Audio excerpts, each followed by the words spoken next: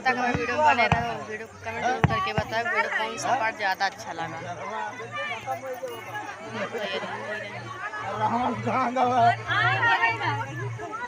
वैसा रावण तुमका बनावे ला कर। ए भैया रावण तुमका बनावे ला कर। हाँ तुम जच जा तुम बता सही रावण बने ला के है कि नहीं।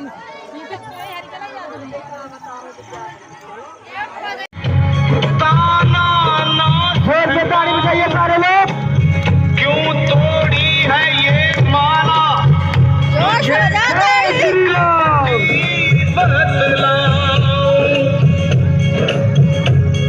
मुझ में भी है तुझ में भी है सब में है समझा।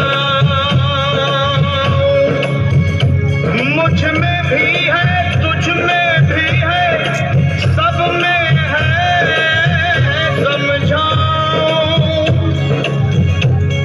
लंकापति विभीषण लेके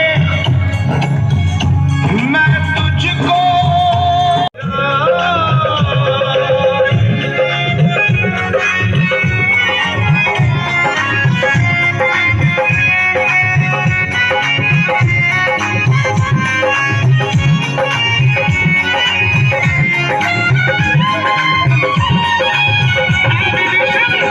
मुझको कीर्ति मालय भाना यश चाहिए राम के नाम रावण चाहिए।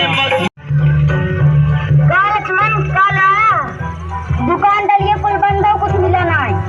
अरे आज तक कैसे काम चले। अरे तुम का बताई भैया कौन उपाय करी।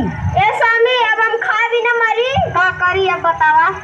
ए देवी घर रखा कुछ न कुछ व्यवस्था कर भाई। ए स्वामी कितना सुंदर हिरन जैसा शिकार कर लिया वा। 2 मिनट रुका देवी हम ओकर शिकार कर लिया वा। हे लक्ष्मण अपने भाभी ख्याल रखा हम शिकार करके लिया हुआ थे। जब तक आई ना तब तक अपने भाभी छोड़ के कटो जाएगी। ताड़ियों के साथ स्वागत किया जाए। हाय लक्ष्मण हाय लक्ष्मण। ए लक्ष्मण तार भैया संकट में है। हाँ भाजी लागत तबा हम आओ कब आ जाओ सुनकर। ए लक्ष्मण क्या भैया तार कहाँ है क्या देखा। नहीं भाजी हम छोड़ सकते ही न जा भैया हमें मने करे हैं। तो लक्ष्मण ये करवा क्या भाजी भैया हमें मने करे हैं। तू जा जल्दी से तार हाथ जोड़ कहाँ है। ठीक है भाजी हम जा भैया ये किने खा देती ये सब बाहर निकलू जी। अब हम जाते हैं। हे भगवान हमारे सामने अच्छे कर। हे देवी भिक्षाम दे। अबे हमारे घरे क्यों ना आओ जाल में बतिया। हे माते भिक्षाम दे के बात तो मैंने भिक्षाम देबू और अगवा देबे खाए भी ना हम खुद मारा थी आया गली ड्रेस मांगे। रुको अच्छे कुछ दे दी।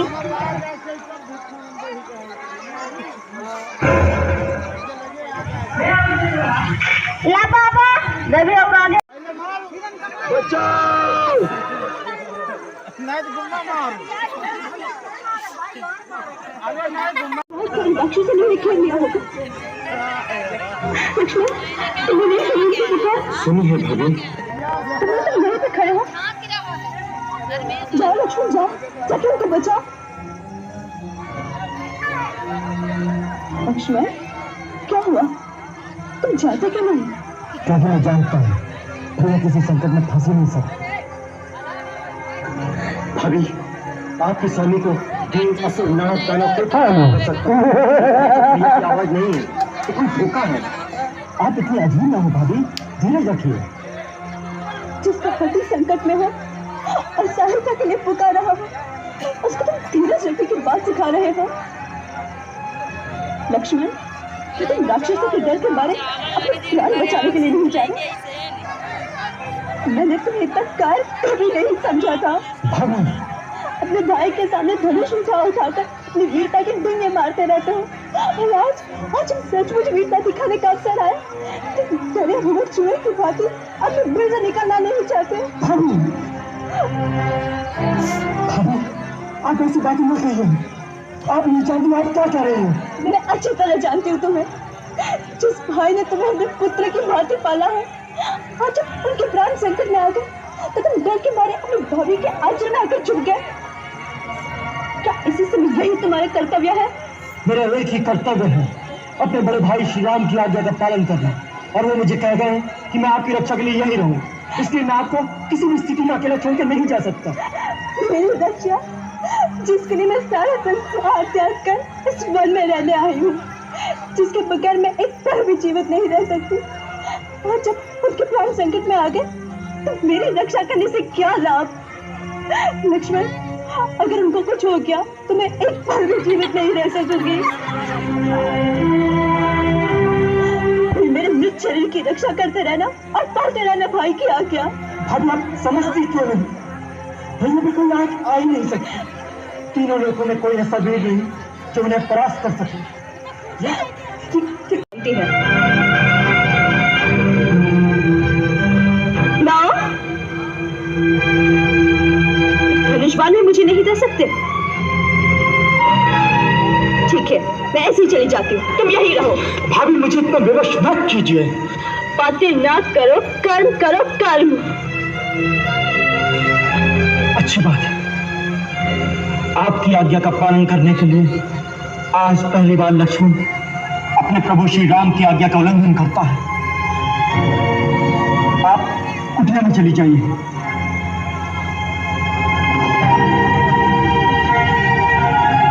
माता, आप ऊपर चली जाइए।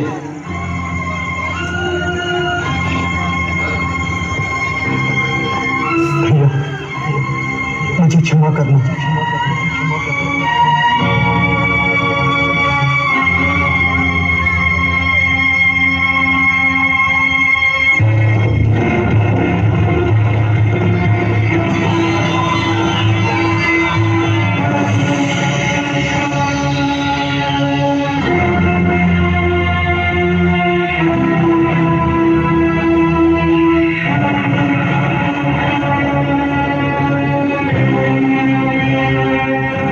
माता, गुरु की दी हुई मंत्र शक्ति से मैंने यहाँ एक अदृश्य दीवार बना दी है। कोई भी इस लक्ष्मण रेखा को पार करके अंदर आने का साहस करेगा तो जलकर भस्म हो जाएगा।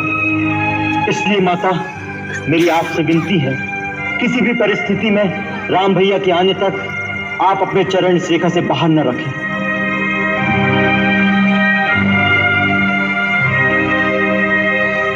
हे वन के देवताओं, समस्त प्राणियों, मैं माता सीता को आपकी सुरक्षा में छोड़े जा रहा हूं। इनकी रक्षा करना। जोर जोर से तालियां बजाइए रावण के लिए।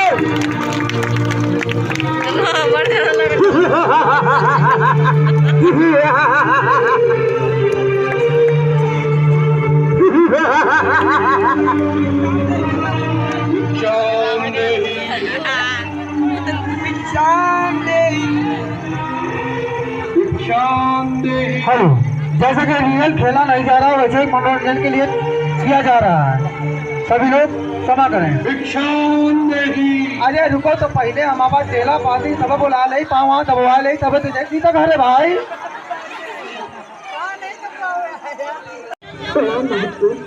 कल्याण देवी, हम बहुत दूर से आए हैं और भूखे हैं। तुम्हारी कुटिया देखकर इस आशा से यहाँ आए हैं कि हमें कुछ खाने को मिल जाएगा। अवश्य महात्मा, आप यही ठहरे, मैं आपके लिए यथासंभव भोजन लाती हूँ। देवी, हम यात्रा से क्लांत हैं, हमें विश्राम की आवश्यकता है। क्षमा करें, इस समय मेरे पति कुटिया में नहीं है, इसलिए मैं आपका स्वागत नहीं कर सकती। परंतु कृपा करके आप वही ठहरिए, मैं आपके लिए भोजन लाती हूँ।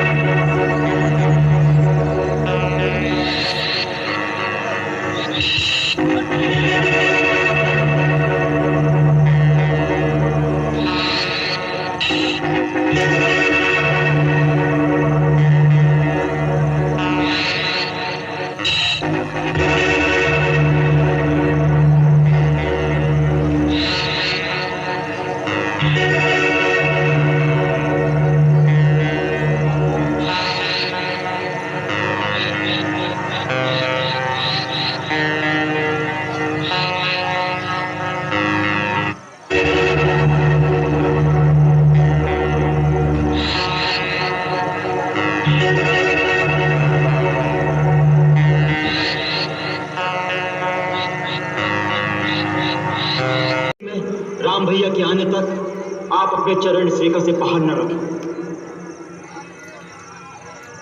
मुनिराज, मैं आपके लिए भोजन लाई हूँ, ये लीजिए।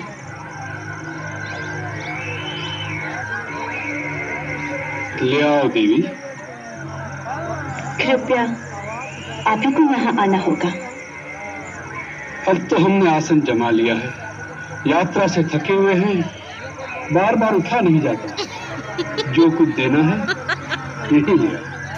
भगवान, मैं इस सीमा से बाहर नहीं आ सकती, आप ही को कष्ट करना होगा। देवी, तुमको यारी कन्या नहीं लगती? द्वार पर आया हुआ अतिथि भगवान का रूप होता है, और तुम हमारा तिरस्कार कर रही हो। नहीं अतिथि देवता, मेरे वहां न आने का कारण आपका तिरस्कार करना नहीं। वास्तव में मेरे देवर मेरी सुरक्षा के लिए एक सीमा की रेखा खींच गए हैं और अपनी शपथ देकर कह गए हैं, मर्यादा की सीमा को त्याग कर बाहर न जाना। इसलिए मैं बाहर नहीं आ सकती।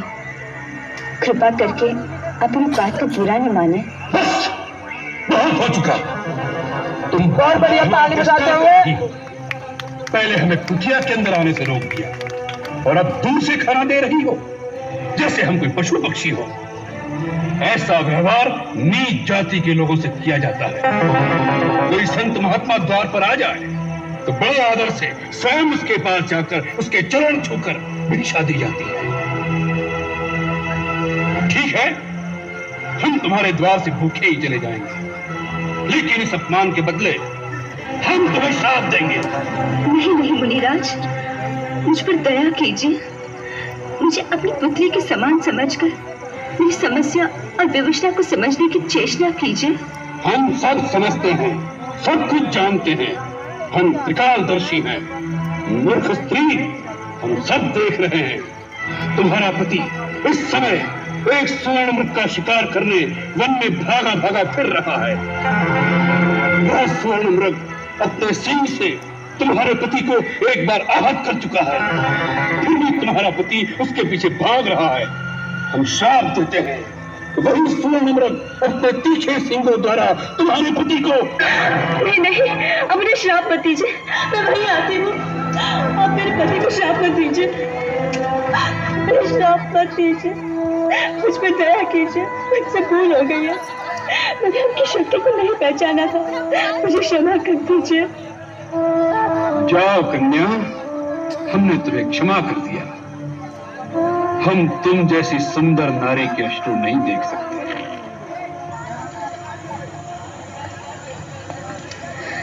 मैं मिथिला नरेश महाराज जनक की पुत्री हूँ।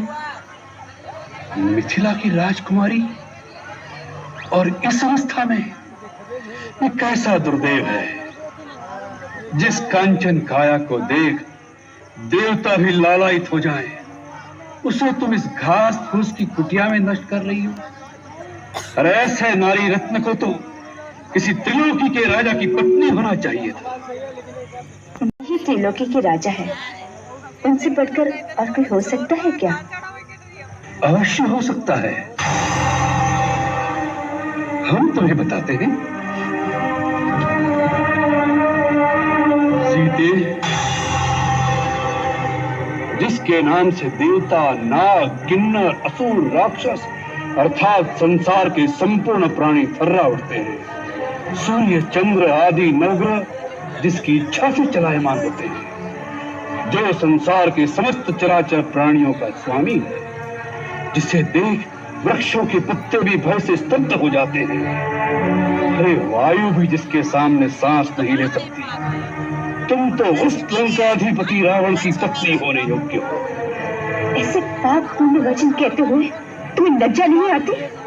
कोई महात्मा के वेश में तुम एक दुरात्मा हो। कौन हो तुम? तुम्हारा दास, वही लंकेश्वर रावण।